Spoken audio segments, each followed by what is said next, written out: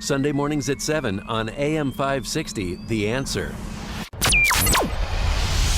This is Chicago's Morning Answer with Dan Proft and Amy Jacobson on AM 560, The Answer.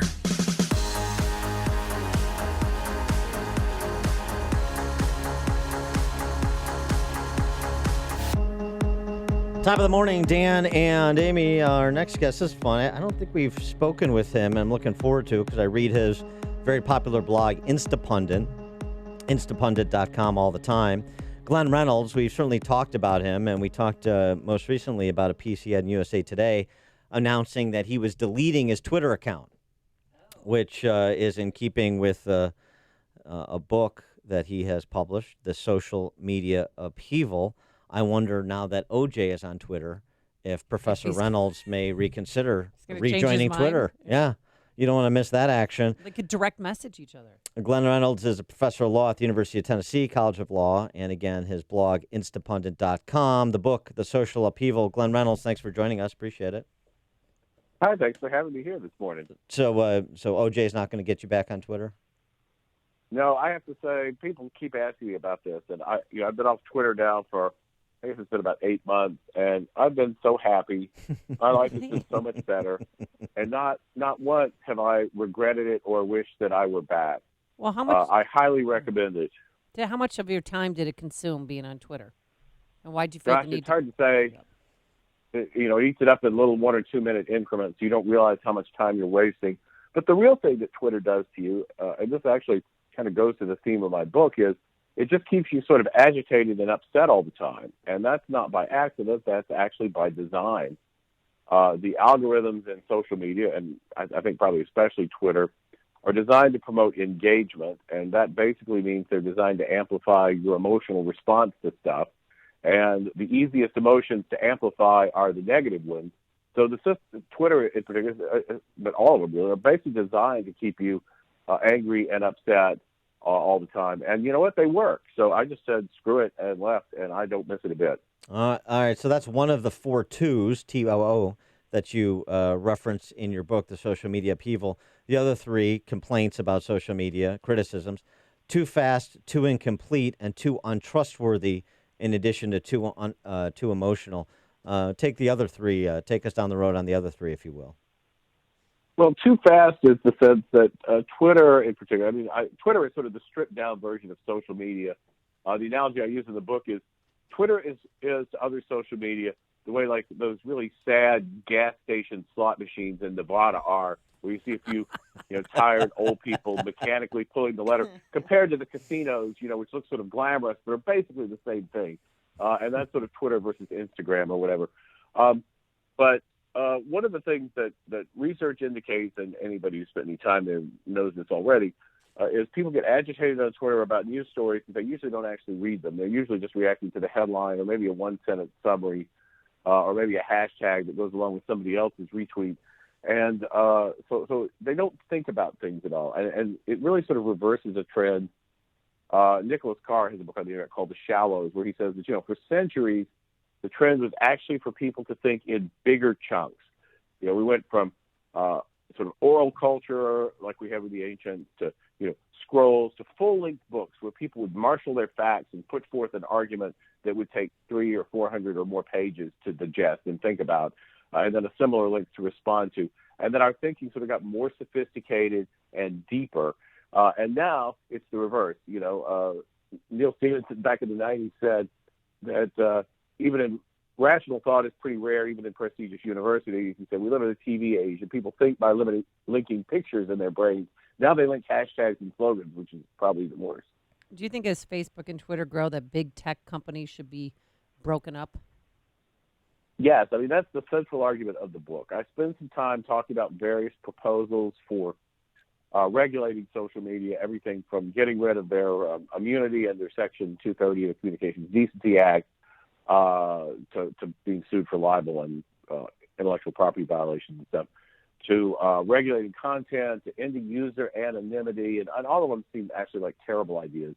But what I do suggest is that a lot of the harm they do is because they're sort of big walled gardens and they don't compete with anybody and they have no particular incentive to get better. And so I recommend breaking them up under the antitrust laws. And I think it's really interesting that just a couple of days ago, the head of the antitrust division at the Justice Department gave a speech on this. It's on my blog this morning at Instapundit.com if you want to read it. That basically endorsed my argument. He says that for years some people have argued that antitrust is only about prices, and as long as prices are low or things are free, there's no role for it. But it's actually about concentrated power. That's what the phrase that the antitrust law is cared about. And these companies have a huge amount of power. In fact, they have much more power politically than, say, John D. Rockefeller's Standard Oil Trust ever had. Standard Oil had a lot of political power because it had a lot of money. But these companies not only have a lot of money, they literally control the channels of political communication in a way that previous monopolies never did. And I suppose that they would argue, as Facebook has on op-ed pages, that well, wait a second, we got like 20% of the market share when it comes to digital ad revenue. That's hardly a monopoly position. And the counter argument would be, well, maybe not, but it's an oligopolist position, and what you have is the big tech companies just competing with themselves and nobody else. Well, that's right, and there's some evidence that they're colluding to keep new competitors out. For example, a Twitter competitor called Gab and a YouTube competitor called BitChute both appeared, and then PayPal cut them off from receiving funds transfers through PayPal, which made things much more difficult for them and made things much better for the existing players they were competing with. So there's some evidence of that kind of collusion, which is itself, of course, an antitrust law violation. Getting beyond the matter of antitrust, interesting piece this week from Bethany Mandel in New York Post making the point about Mark Zuckerberg and other tech titans who do not post about their children really, or do so very rarely, and not too many photos on their own sites. And it's sort of kind of what do they know that we don't? And I think your point, and the point I made in response to the piece, is they don't know anything that we don't know. It's just sort of the discipline to resist assimilation and participation, right? Well, I think they know. I think they know how this stuff works. And I mentioned in the book, I wrote a review of a book that Jaron Lanier, who's a longtime tech guy, wrote some years ago. I reviewed him in the Wall Street Journal, and his book was called "You Are Not a Product." And he was very down on Facebook and other platforms. And at the time, I was like, well, these are sort of cogent, but they also, Facebook brings a lot of happiness in people's lives. They reconnect with, people from high school or whatever, and we have to weigh that. And that's all true. But my view has become more negative over the 5 or 6 years, and I think the reason why his view was more negative than mine back then was, as a Silicon Valley insider, he had a better idea of what they were actually doing to it. Well, right, but I mean, but in terms of some of the research that's come out recently, the indications, particularly as you go down the age demographics, and also just the stories, even anecdotal stories about cyber issues being so prevalent at the K through 12 level. I mean, people have an understanding of some of these downsides, whether they're choosing to disengage from them or not. Yeah, well, I mean, I think that there's considerable evidence. Correlation is not proof, but it's an amazing correlation that sort of anxiety and depression among teenagers really took off right about the time smartphones became widespread around 10 years ago. And if you look at the charts, it's really striking. Mm-hmm. And I think the social media tends to do that. It's a tough deal for teenagers because so much of their social life is on these platforms that if you don't use them, you're really sort of ostracizing yourself. But on the other hand, if you do use them, you're probably going to be sad and miserable. So it's a very bad, it's a bad choice to have to make. And as a parent of 2 teenage boys, how much is too much time, do you think, on social media, on Instagram, on, they don't tweet, they mostly do Instagram? Yeah, I mean, it's hard to say. I mean, almost more than a little is too much. Okay.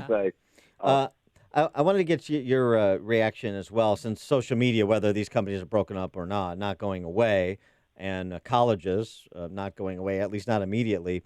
The story of Kyle Kashuv, of course, from Parkland, who was just bounced from Harvard after it was revealed by somebody in one of these social groups that he had used very intemperate, ignorant language He apologized for it, but once this was made aware, once the Harvard Admissions Commission was made aware of this, they rescinded his admission. And the question that is now being debated, as you undoubtedly know, is, should a 16-year-old who uses even incendiary, ignorant language be held to account for that? Everything that's posted on social media, should we hold teenagers to account for that as sort of part of their permanent record in life?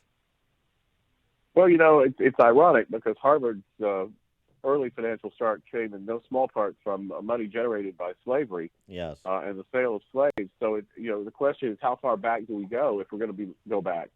And that's, by the way, true of much of the Ivy League. Yale had a scandal where they realized how much of their money came from slavery initially, too. And indeed, Eli Yale himself was involved in the sale of slaves. Should these schools be accountable for that? And if so, how? Their usual way of being accountable for their own misdeeds is to issue an apology and hire another associate chancellor for diversity and. Oh. All right. I guess that was abrupt. So you knew where that was going. All right. He is Glenn Reynolds. He is a professor of law at the University of Tennessee College of Law. Instapundit.com is the blog, which I read daily. I encourage you to do so as well. In his book, The Social Media Upheaval, we thank Glenn Reynolds for being with us. And he joined us on our turnkey.pro answer line. It's what Chicago is talking about. It's Chicago's Morning Answer with Dan and Amy on AM 560.